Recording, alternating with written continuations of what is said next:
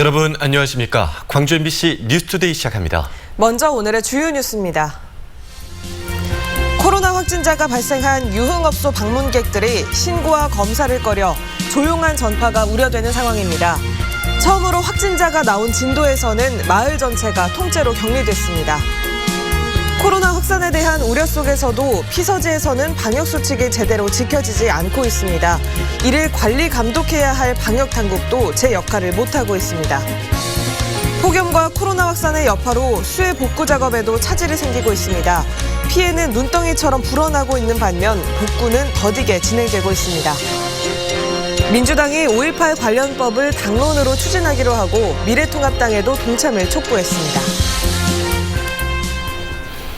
유흥업소를 중심으로 한 코로나19 확산이 3차 감염으로까지 이어지고 있는 가운데 광주시가 익명 보장을 전제로 자발적인 검사를 요구하고 있습니다.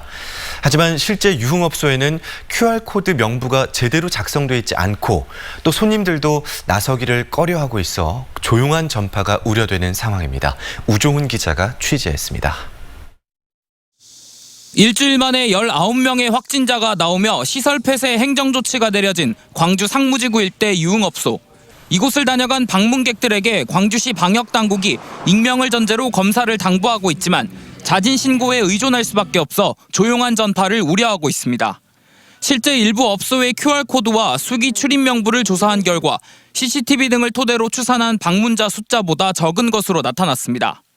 QR코드 그 명단을 받으려면 질본에도 요청을 해요. 근데 일부가 왔대요. 왔는데 이제 실제보다는 우리가 기대했던 것만큼은 그렇게 많지 않은 거예요. 확진자가 발생해 영업을 중단한 한 유흥업소 업주도 출입 명부가 허술하다고 인정했습니다. 손님이 올 때마다 QR코드 등 출입 명부 작성을 요청하지만 거부하면 강제할 수 없는 현실이라는 겁니다. 한 방에 찍은 사람도 있고 안 찍은 사람도 있고 업소들도 100% 방역 수칙을 다 지킬 수 없는 부분들도 분명히 있잖아요. 광주시 방역당국은 방문객들이 숨으면 조용한 전파를 통해 코로나가 확산할 수 있다며 적극적인 신고와 검사를 요구했습니다. 실제로 유흥업소 종사자에서 시작된 감염이 가족과 그 가족의 접촉자로 3차 감염까지 이어지고 있습니다. 한편 방역당국은 코로나 확산 차단을 위해 상무지구 외에도 첨단지구 등 유흥시설 밀집 지역에 대해 검사를 확대하기로 했습니다. MBC 뉴스 우종훈입니다. 코로나19 신규 확진자가 폭발적으로 늘었던 지난 연휴, 전남 남해안에는 50만 명이 넘는 피서객이 다녀갔습니다. 하지만 마스크 착용이나 거리 두기는 제대로 지켜지지 않았고 지자체 방역도 허술했습니다. 문영철 기자입니다. 전남 여수 밤바다의 관광 명소로 손꼽히는 낭만포차에 빈자리를 찾아볼 수 없을 정도로 손님들이 북적입니다. 바다에서 불꽃놀이가 시작되자 점포 바로 옆 좁은 공간까지 인파가 몰려들고 마스크를 착용하지 않은 사람들까지 뒤섞여 사진을 찍습니다. 인근 해양공원에 있는 식당 앞에는 순서를 기다리는 손님들이 길게 줄을 섰습니다. 사람들 사이의 간격은 채 1m도 되지 않고 마스크를 착용하지 않은 경우도 눈에 띕니다. 기본적인 예방 수칙조차 제대로 지켜지지 않다 보니 관광객들 사이에서도 불만이 터져나옵니다. 마스크 끼는 사람 있고 또 안 끼는 사람 있고 놀랐는데 좀 불안하다. 그래서 다시는 가고 싶은 마음이 안 생겨요. 이번엔 노란 조끼를 입은 안내원을 따라가 봤습니다. 사람들이 모인 곳을 한번 둘러보더니 지나왔던 곳으로 다시 발걸음을 옮깁니다. 식당과 인파가 몰린 해안가를 이동하는 동안 거리두기나 마스크 착용에 대한 계도는 이루어지지 않았습니다. 시 당국은 직원들과 안내원을 투입해 매일 홍보와 계도 활동을 진행하고 있다는 입장이지만 주민들은 코로나19에 대한 위기감이 최고조로 치닫고 있는 상황에서 지자체의 대처가 허술하다며 불안감을 토로합니다. 운동 못 간다는 게 겁이 나서 정부 차원에서 저렇게 난리를 치는데 여기는 무법천지예요, 무법천지. 응? 지난 사흘간의 연휴 동안 여수 등 전남 남해안을 다녀간 방문객은 50여만 명. 앞으로 2, 3주간 주요 숙박지도 대부분 만실 상태로 인파는 더욱 몰릴 예정이어서 피서지 방역에 비상이 걸렸습니다. MBC 뉴스 문형철입니다. 오늘도 심한 더위가 예상됩니다. 현재 광주와 전남 모든 지역에서 폭염경보가 발효 중인 가운데 광주의 낮 최고 기온 34도 등으로 대부분 지역의 낮 기온이 33도를 웃돌겠고요. 체감 온도는 35도를 웃돌겠습니다.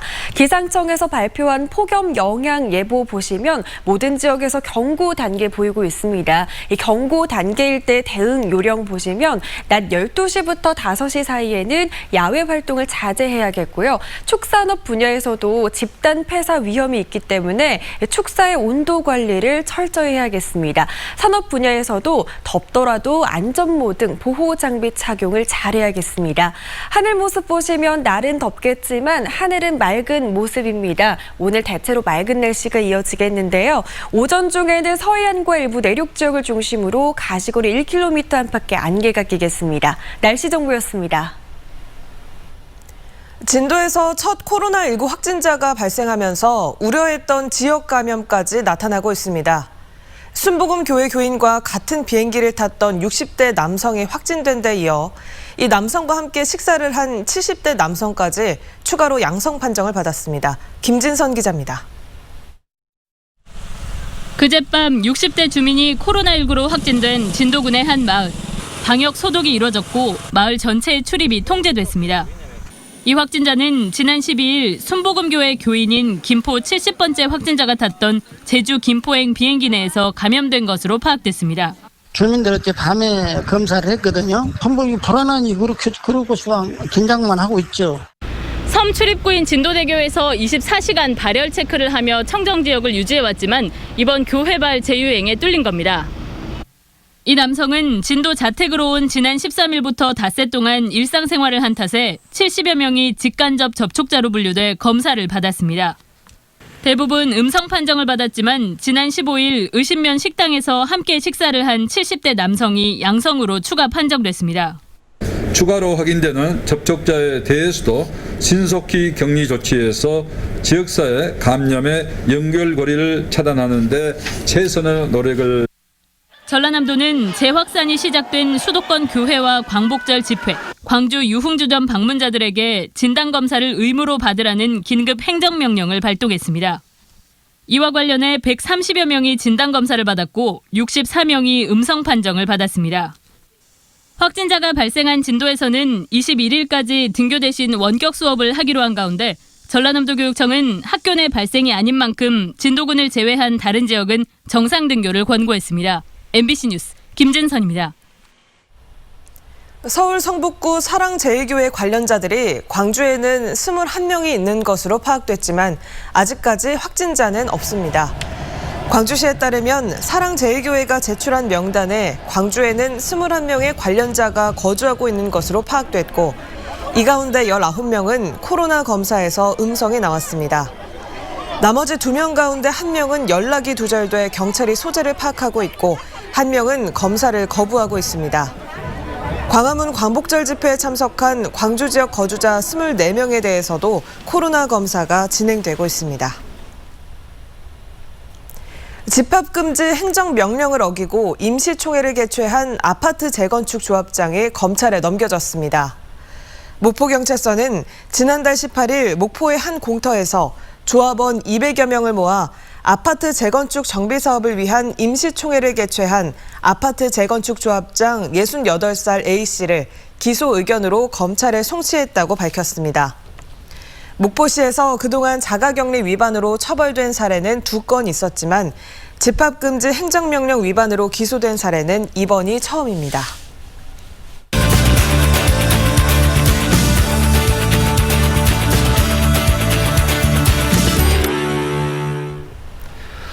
코로나19가 일상의 풍경들을 바꾸고 있는 요즘이죠. 시전에 혁신안을 제안하는 광주혁신 추진위도 이런 변화에 맞춰 위드 코로나 시대에 맞는 행정체계를 제안했는데요. 좀 더 자세한 내용 직접 들어보겠습니다. 광주혁신 추진위원회 주정민 위원장 나와 있습니다. 안녕하십니까? 네, 안녕하십니까? 위원장님, 이 혁신추진위원회가 주목한 사회 흐름이기도 하죠. 위드 코로나, 이 개념이 생소한 시청자분들 계실 수도 있는데 먼저 정리를 해볼까요? 네, 그동안에 우리가 코로나 시대를 맞이해서 포스트 코로나라는 용어를 많이 사용했습니다. 그런데 이 포스트 코로나라는 용어는 이 코로나 상황이 종료된다는 것을 전제로 한 용어였습니다. 그런데 최근에 이제 전문가들에 따르면 이 코로나가 우리가 함께하는 일상생활 속에서 함께 살아야 되는 그런 바이러스로 변해가고 있다는 얘기를 많이 하고 있습니다. 그래서 코로나와 함께하는 생활 속에서 우리 행정체계도 좀 변화가 필요하다 이런 생각에서 위드 코로나 시대의 행정체계 전환을 제안하게 됐습니다. 네, 혁신추진위에서 여러 행정 변화들을 이야기를 했는데요. 그 내용의 핵심이 뭔가요?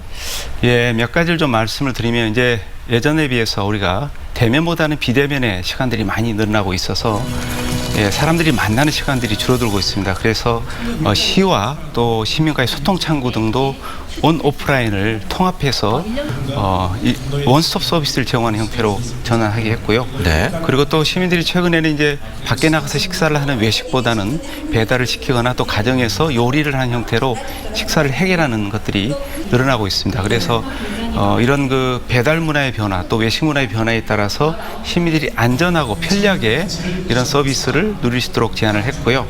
그리고 또 이제 최근에는 학교에 가지 않고 집에서 공부하는 재택공부, 그리고 또 직장에 가지 않고 집에서 근무하는 재택근무 등이 늘어나고 있습니다. 그래서 가정을 중심으로 해서 활동하는 시간이 많이 늘어나고 있기 때문에 가정과 마을 공동체, 지역 공동체를 중심으로 여러 가지 행정이나 환경, 복지 서비스가 제공되도록 하는 그런 제안들을 했습니다. 네, 이런 제안을 광주시가 수용을 하면 그러면 시민들의 입장에서는 구체적으로 어떤 부분이 바뀌게 되는 건가요?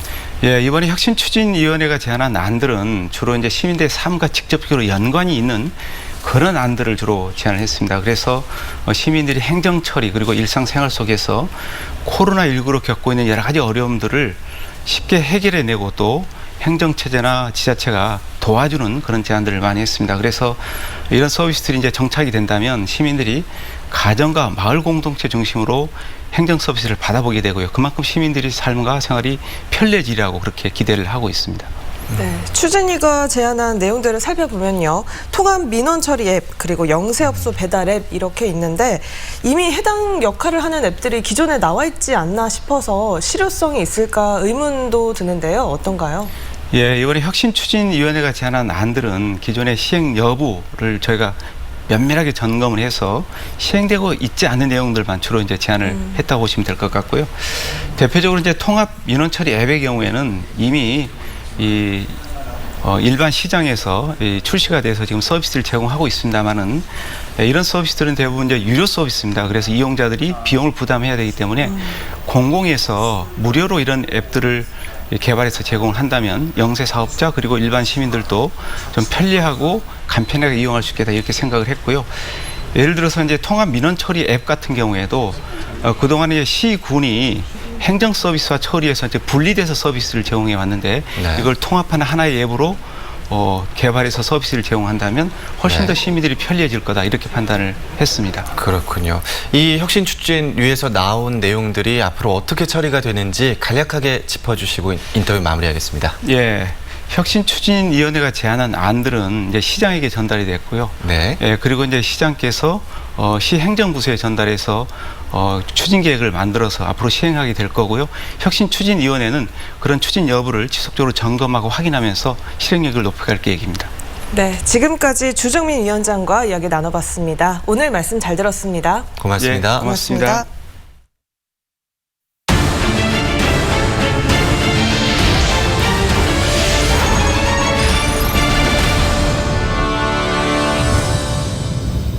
구례를 비롯한 수해 복구 현장에서 폭염이 발목을 잡고 있습니다.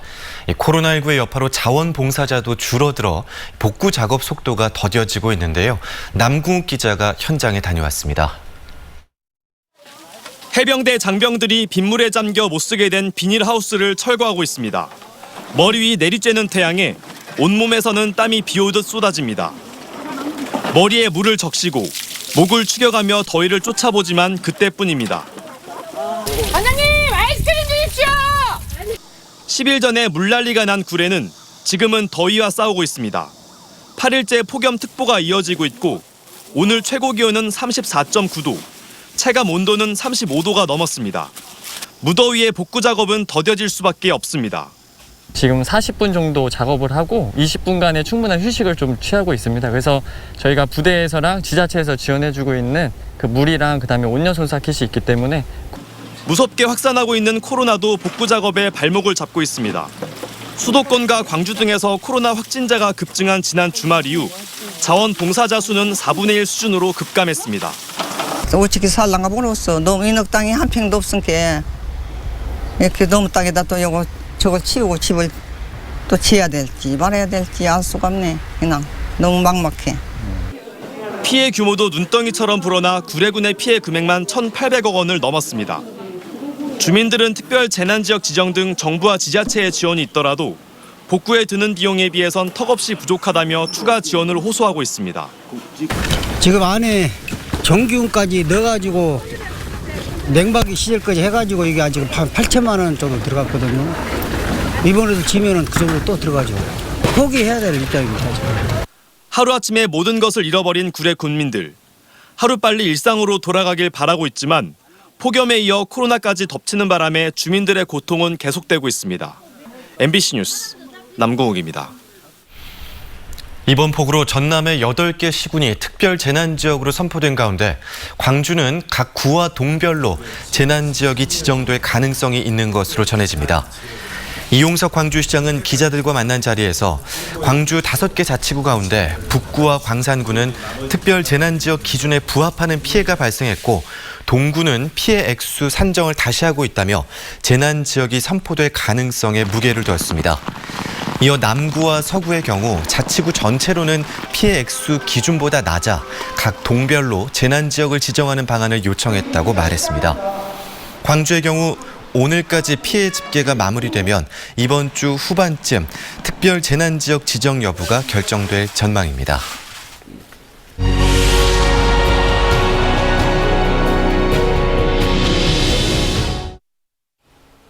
한 사람의 인생에 5.18이 미친 영향을 돌아보는 광주 MBC 연중 기획보도 내 인생의 5.18 시간입니다. 김대중 전 대통령만큼 5.18의 광주와 밀접한 관련이 있는 사람이 또 있을까요? 사형 선고와 이후 정치 역정에 있어 빼놓을 수 없는 김대중 전 대통령의 5.18을 김철원 기자가 보도합니다. 전두환 군사반란 세력이 광주 시민을 무참히 학살하고 잡아들인 5.18 광주 민주화운동. 전두환 세력은 자신들이 저지른 학살 책임을 야당 정치인인 김대중에게 뒤집어 씌웠습니다. 명칭도 김대중 내란음모 사건으로 꾸민 이 사건에서 정치인 김대중은 사형 선고를 받기에 이릅니다. 거기서 그들은 한편으로는 저를 죽이겠다고 위협을 하고 또 한편으로는 자기들과 협력하자고 되풀이 요청을 했었습니다. 저도 물론 살고 싶었습니다. 그러나 민주주의를 위해서 목숨을 바친 수많은 사람들을 생각하고 또 제가 그렇게 사랑하던 우리 젊은이들을 생각할 때 도저히 그들과 협력할 수가 없었습니다. 이후 정치인 김대중에게 광주 시민들과 5월 영령들은 때려야 뗄 수 없는 운명 공동체가 됐습니다. 우여곡절 끝에 사형을 면하고 미국 망명 생활을 하면서도 광주에서 죽어간 5월 영령들을 잊지 않았습니다. 이처럼 늦게야 머리 숙여 추모를 드릴 수밖에 없었던 이 사람을 용서하시고 영령들이여 편히 잠드셔서 부디 편히 잠드세요. 지역주의를 동원한 갖은 정치권의 음해에도 굴하지 않고 민주주의와 인권의 가치를 포기하지 않았습니다. 거기에는 자신의 신념이라 할 수 있는 행동하는 양심을 상징하는 광주 시민들이 뒷받침하고 있었습니다. 광주 시민들은 자기가 믿는 것을 두려워하지 않고 행동한 광주 시민이야말로 행동하는 양심의 모범이었다는 것을 난 여러분에게 주장하고 싶습니다. 사형수 신분에서 대통령 자격으로 참석하게 된 5.18 기념식은 그래서 참으로 감개무량한 자리였습니다.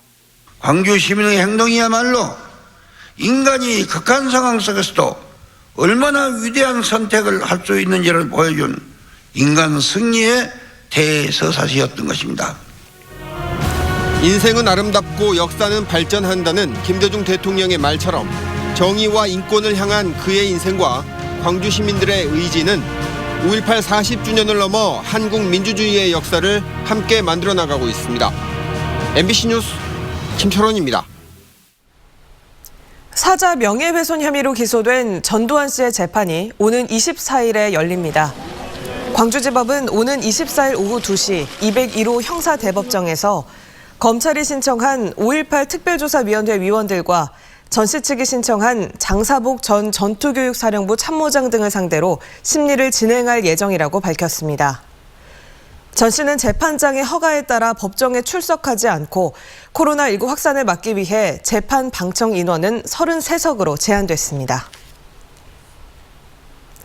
더불어민주당이 5.18 민주화운동 진상규명과 유가족 지원 등 5.18 3법을 당론으로 추진키로 하고 미래통합당에도 동참을 촉구했습니다. 김영진 민주당 원내수석 부대표는 원내대책회의에서 5.18 3법과 관련한 당론화 작업을 통해 진상규명과 책임자 소명, 유가족 지원에 대해 당 차원에서 최대한 노력하겠다고 밝혔습니다. 민주당은 호남 공들이기에 나선 미래통합당에도 관련 법안을 당론으로 채택해 진정성을 증명하라고 촉구했습니다. 광주중앙공원 1지구 사업자가 후분양을 골자로 한 사업 변경안을 광주시에 제출했지만 또 다른 논란이 예상됩니다. 광주시는 중앙공원 1지구 사업자가 대형 아파트의 3.3제곱미터당 분양가를 기존의 2,046만 원에서 1,900만 원으로 낮추고 후분양을 골자로 하는 사업 변경 계획안을 제출했다고 밝혔습니다. 그러나 이 변경안은 비공원 시설의 면적을 기존보다 18,000여 제곱미터 늘린 데다 임대아파트 세대수를 750세대 늘리는 대신 분양가를 높게 책정해 논란이 예상됩니다. 광주시는 전문가의 자문을 거쳐 사업자에게 수정안을 요구하고 분양 원가 공개도 요구한다는 계획입니다. 참여자치 21이 이용섭 광주시장에게 인사정책 쇄신을 요구했습니다. 참여자치 21은 광주문화재단과 광주관광재단의 대표 선임 과정에서 사전 내정설 의혹 등 문제점이 드러나고 있다며 새롭게 출범하는 광주시 산하출연 출자기관장도 인사청문회 검증을 받아야 한다고 주장했습니다.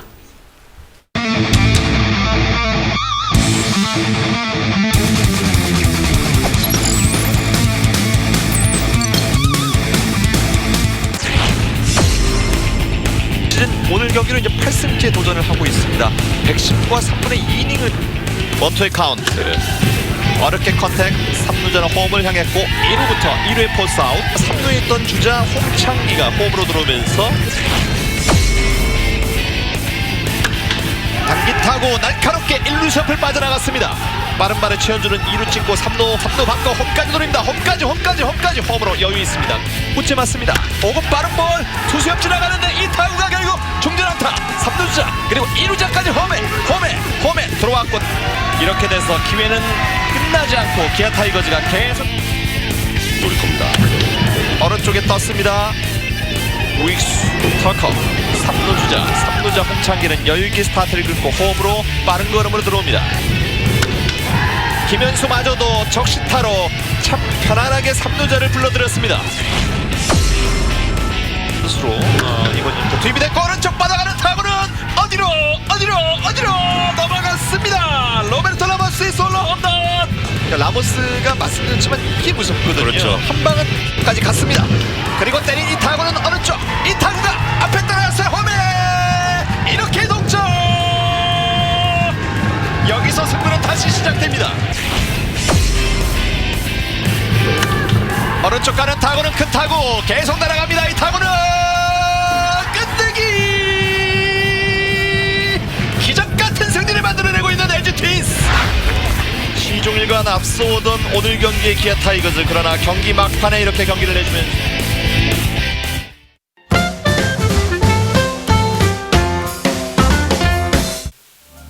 수해 현장에서도 이웃을 먼저 생각하는 사람들의 이야기가 뒤늦게 조명되고 있습니다. 곡성 금해마을 이장인 김재덕 씨는 섬진강이 범람했을 때 주민 23명을 구했는데요. 대피 방송 직후 마을과 대피소를 오가며 주민들을 직접 구조했고 고립된 주민들의 위치를 구조대에 알려줬습니다. 현재는 자원봉사자들과 마을 주민들을 챙기며 구슬땀을 흘리고 있습니다. 낚시용 고무보트를 타고 이웃들을 구한 구례 주민의 선행도 이어지고 있습니다. 구례에서 농기계 업소를 운영하는 최봉석 씨는 후배인 손성모 씨와 주민 40여 명을 구했는데요. 수해 복구가 한창인 요즘은 이웃들의 농기계를 살피느라 본인 가게와 집을 돌볼 틈이 없을 정도입니다. 평범한 영웅들은 처한 현실이 어렵지만 구해줘서 고맙다는 주민들의 말이 힘이 된다고 말했습니다. 어려운 환경에서도 이상을 보고 공동체를 먼저 생각하는 마음, 5월 정신이죠. 5월 정신을 주제로 한 해외 작가 작품을 한 자리에서 만나는 특별 기획, 별이 된 사람들이 광주 시립미술관에서 진행되고 있습니다. 분노와 슬픔에서도 희망을 이야기하는 작품들을 만날 수 있습니다. 깊이 있는 시선으로 여성 영화를 이해하는 광주 여성영화제 시네페미클럽 강좌가 매주 화요일 저녁 7시 광주 독립영화관에서 열립니다. 25일에는 홍소인 프로듀서와 다큐영화 우리들은 정의파를 보고 이야기를 나누고요. 9월 1일에는 문화평론가 손희정과 여성 감독들의 영화에 대해 살펴봅니다.